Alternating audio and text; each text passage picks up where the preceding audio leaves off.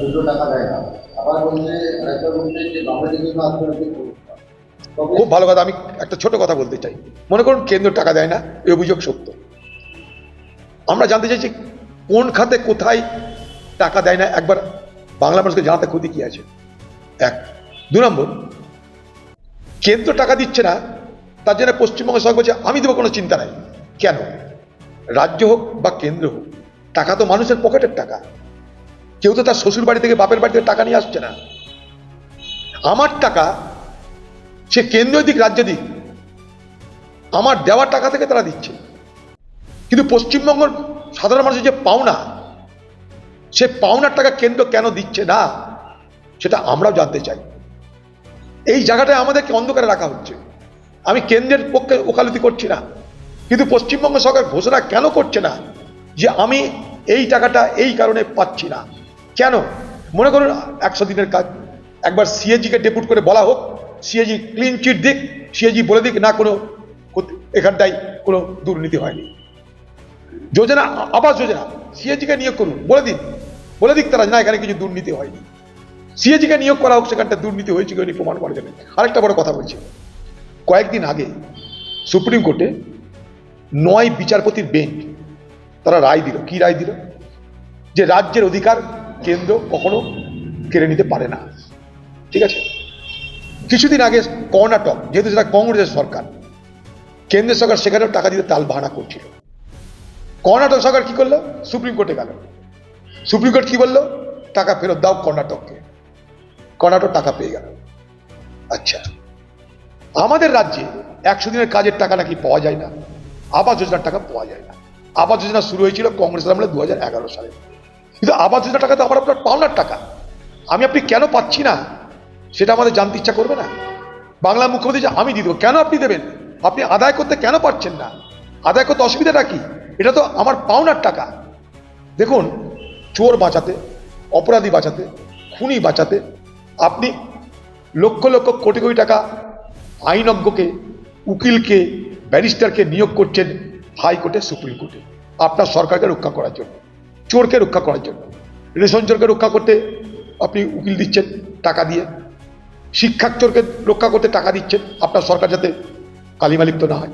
তাহলে বাংলার লক্ষ লক্ষ মানুষের 100 দিনের কাজের টাকা বা আবাস যোজনার টাকা আদায় করার জন্য আপনি কেন কোর্টের দ্বারস্থ হচ্ছেন না?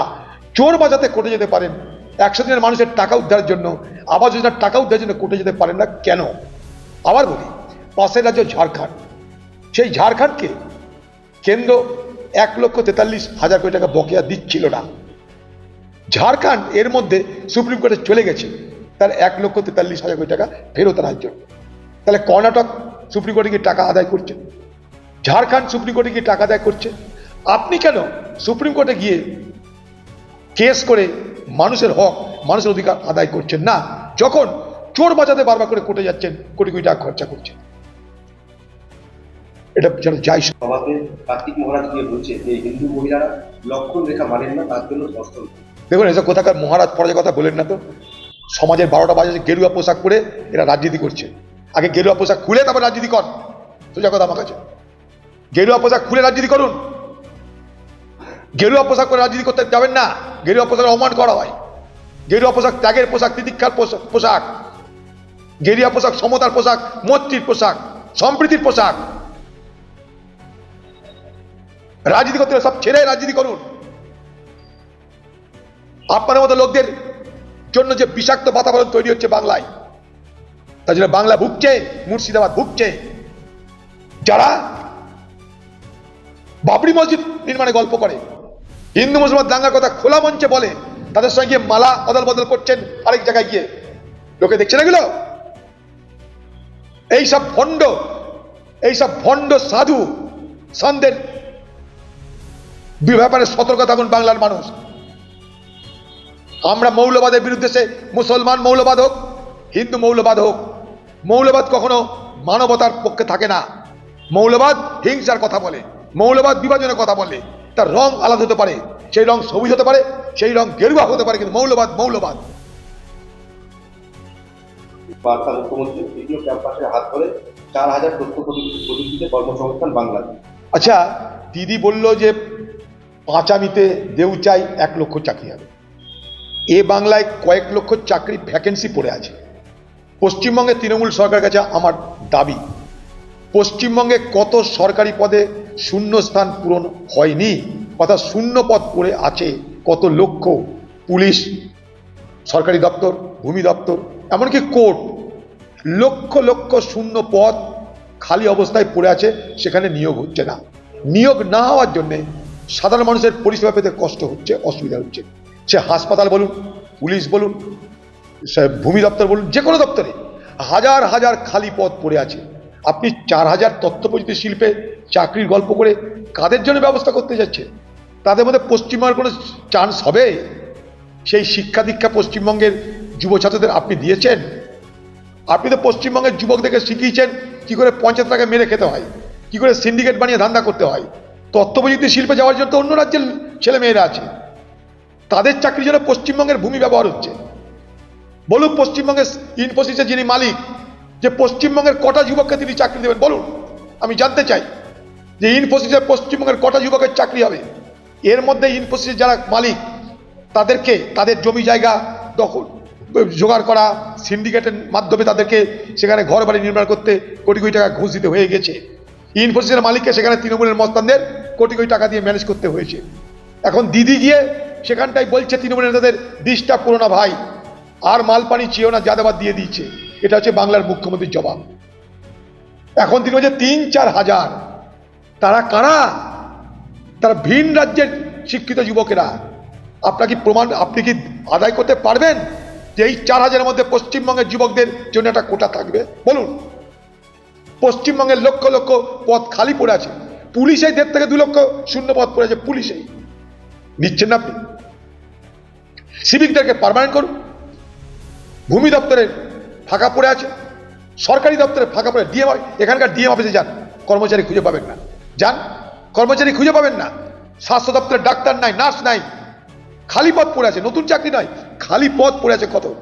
শ্বেতপত্র প্রকাশ করে পশ্চিমবঙ্গ সরকার ঘোষণা করুক পশ্চিমবঙ্গের সমস্ত সরকারি দপ্তরে কত শূন্য পদ খালি পড়ে আছে, এবং সেই শূন্য পদ পূরণ করবার জন্য পশ্চিমবঙ্গ সরকারের আগামী দিনের পরিকল্পনা কি, এইটুকু বাংলার যুবকদেরকে, বাংলার বেকারদেরকে বলুন। দেউচা পাচাপে নিয়ে 1 লক্ষ লোকের বেকারের চাকরি হচ্ছিল, গল্প থেমে গেছে। এরকম গল্প কতদিন চলবে? কতদিন এই গল্প চলবে?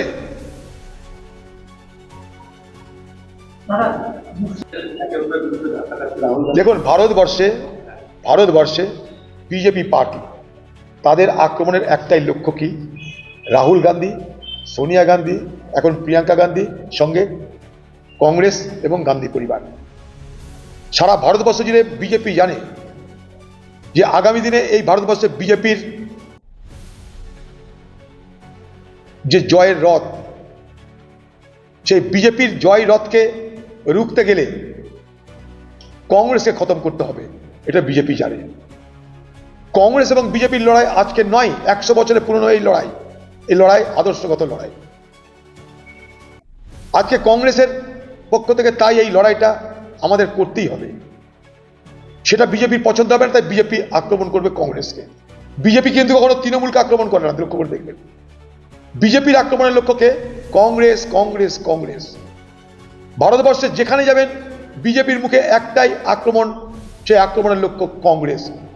আজকে সেই বিজেপি যখন সর্বশক্তি দিয়ে কংগ্রেসকে আক্রমণ করছে, তখন নির্লজ্জের মতন তৃণমূলের নেতা নেত্রীরা সেই কংগ্রেস এবং ইন্ডিয়া ব্লককে দুর্বল করার জন্য আদানি আর মোদানিকে মদত করছে।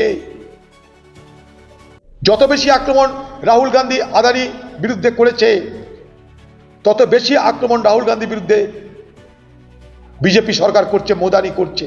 আর সেই মোদানিকে পরোক্ষে মদত দিচ্ছে, সমর্থন করছে আমাদের দিদানি। এটা যেন বাংলার মানুষ লক্ষ্য করে। আইটি শিল্পে হাব হবে বাংলা। অনলাইনে যে ডেলিভারি করে, ডেলিভারি থেকে নামাজ সাথে আমি রুটিছিলাম, ডেলিভারি করে আরেকবার বলো। ডেলিভারি অনলাইনে বুক করা হয়েছে, আমার মোবাইলে ডেলিভারি বলে তারা গিয়ে নামাজটা ডেলিভারি দিতে গিয়ে নামাজটা শ্রীরামপুরের ঘটনা, এটা গ্রেপ্তার হচ্ছে ডেলিভারি করে। উদ্যোগ সাংসদ প্রধান বন্দ্যোপাধ্যায় সমাজ মাধ্যমে মানুষকে সতর্ক করার কথা। তো সবাই সোশ্যাল মিডিয়ায় সবাই সতর্ক থাকবে। সংসদ চত্বরে